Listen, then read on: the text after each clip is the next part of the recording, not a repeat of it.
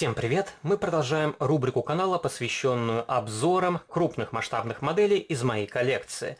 И сегодня я вам покажу довольно интересный экземпляр. Это английское двухдверное купе класса Gran Turismo Aston Martin DB7, который копирует прототип 1994 года. Эта модель уже давно снята с производства, она относительно недорогая. По цене это уровень Burago в 18 масштабе, продукции Maisto и некоторых моделей Revell. Эта модель покупалась где-то в начале 2000-х годов. Было время, когда у нас в обычных супермаркетах продавали крупные, хорошие модели. Можно было прийти в магазин, выбрать необходимую модель и поставить ее на полку. И такой Aston Martin я видел в 5 вариантах окраски. Машина классического темно-зеленого цвета, также был серый образец, машина синего цвета, ярко-красного и темно-бордового. Мне больше понравился последний вариант, хотя хотел изначально приобрести темно-зеленый Aston Martin. На мой взгляд, этот цвет наиболее подходящий для автомобиля, но у меня в коллекции довольно много именно темно-зеленых машин, поэтому решил взять бордовый. Он тоже, на мой взгляд, смотрится очень симпатично. И это был первый Aston Martin DB7 в моей коллекции. Уже впоследствии я приобрел модель в классическом для меня масштабе 1:43 от бренда AutoArt. Тоже очень красивая масштабная копия. Неоднократно говорил о AutoArt, на мой взгляд, отличное соотношение цена-качество. Это не самые дорогие масштабные копии, возможно, не самые детализированные, но машины обладают шармом, и они сделаны на очень хорошем уровне. И несмотря на то, что это довольно старая масштабная копия, она смотрится отлично и по сегодняшним меркам. И что касается Aston Martin в 18 масштабе, то такая машина особо и не представлена. Был вариант у Maisto, у модели отличались колесные диски и немножко другие бампера. А больше такой модели никто и не выпускает.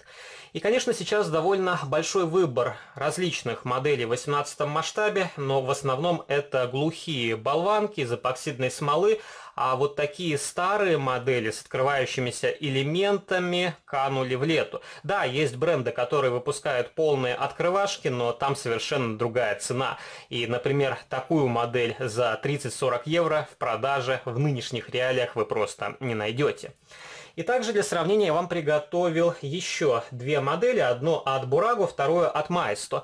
И как раз мы наглядно можем посмотреть, как модели друг от друга отличаются в плане проработки.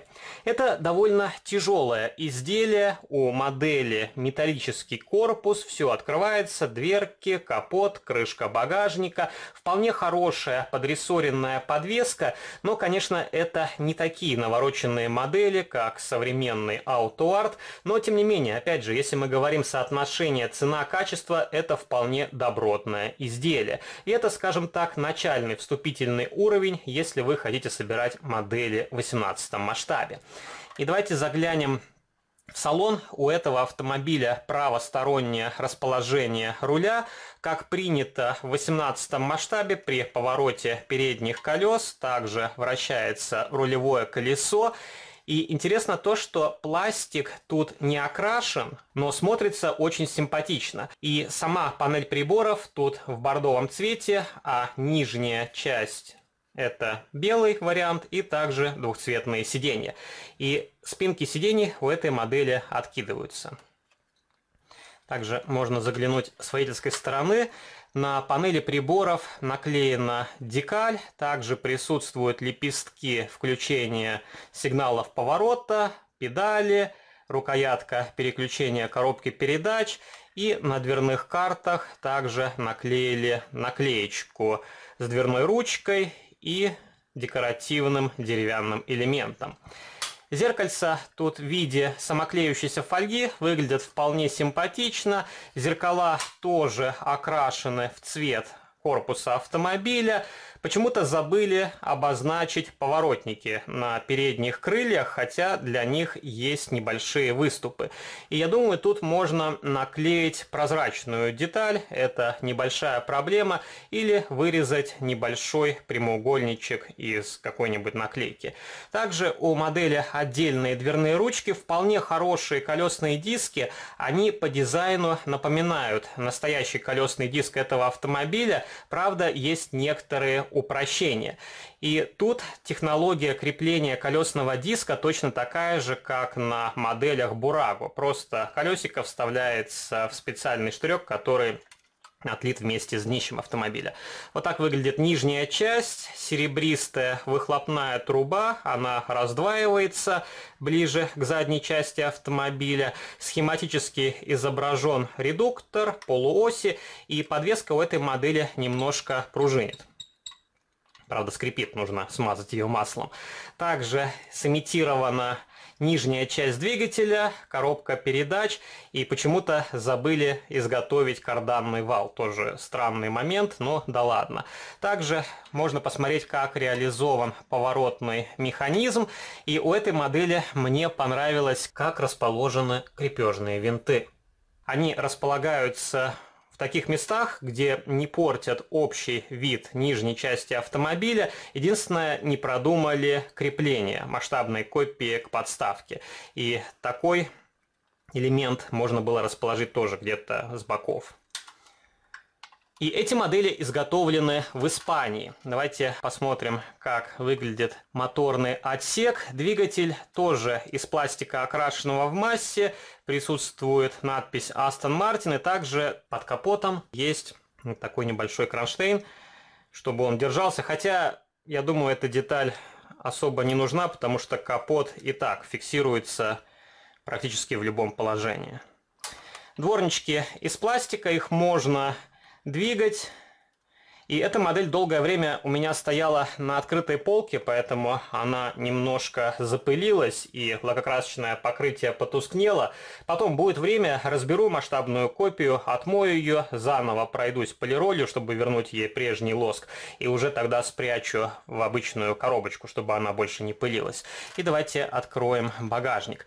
И тут, кстати, с моделью поставлялась вот такая бирочка, гарантийный талон. И эта бирочка обычно крепилась на водительское зеркало. Я ее положил в багажник, чтобы она не потерялась. И можно посмотреть, как сделаны задние фонари. И светотехника тут, на мой взгляд, проще, чем у автомобилей Burago. Все из пластика красного цвета, и можно было обозначить поворотники, огни заднего хода, но в этом случае решили сэкономить. И установлен английский регистрационный номерной знак сзади, а спереди почему-то забыли сделать наклейку. И давайте для сравнения покажу вам модель от Maisto. Это BMW 850 в кузове E31. На эту модель не так давно делал детальный видеообзор. Тоже открывается капот. Есть плашка двигателя. Также открываются дверцы, откидывается спинка сиденья и открывается багажник. И у этой масштабной копии в багажнике присутствует запаска. И как раз тут задние фонари чуть лучше, но в некоторых моментах эта модель проигрывает в плане детализации. И уже говорил, когда делал обзор на эту модель, у этого автомобиля не совсем верные покрышки. Они более-менее подходят по размеру, но маркировка на них неправильная. И вот так выглядит нижняя часть. И как раз можно поставить два автомобиля рядом, чтобы вы прикинули их размеры. И BMW чуть крупнее, она повыше, а Aston Martin смотрится более приземисто и, на мой взгляд, более стремительный силуэт у автомобиля. И покажу вам еще одну модель от Burago. Это старый Ferrari, машина 80-х годов, и эта масштабная копия покупалась где-то в начале 90-х, и у этой Ferrari, на мой взгляд, еще лучше проработка. Тут открывается крышка багажника, присутствует запаска. Вот так выглядит моторный отсек, дверки, рулевое колесо. И вот так выглядит нижняя часть. И это итальянская модель. И мне нравятся такие автомобили. Возможно, они не столь технологичны, как современные китайские изделия, но как раз это то время, когда у каждой страны было свое производство. А сейчас, куда ни посмотри, все изготавливается в Китае безымянными мастерами, и непонятно вообще, сколько эти модели прослужат. А данные изделия уже проверены временем. И повторюсь, эти модели у меня хранились в открытом виде, под палящим солнцем, и как как вы видите, с ними ничего не случилось. Ferrari я уже разбирал, отмыл, отполировал, и она приняла свой прежний вид.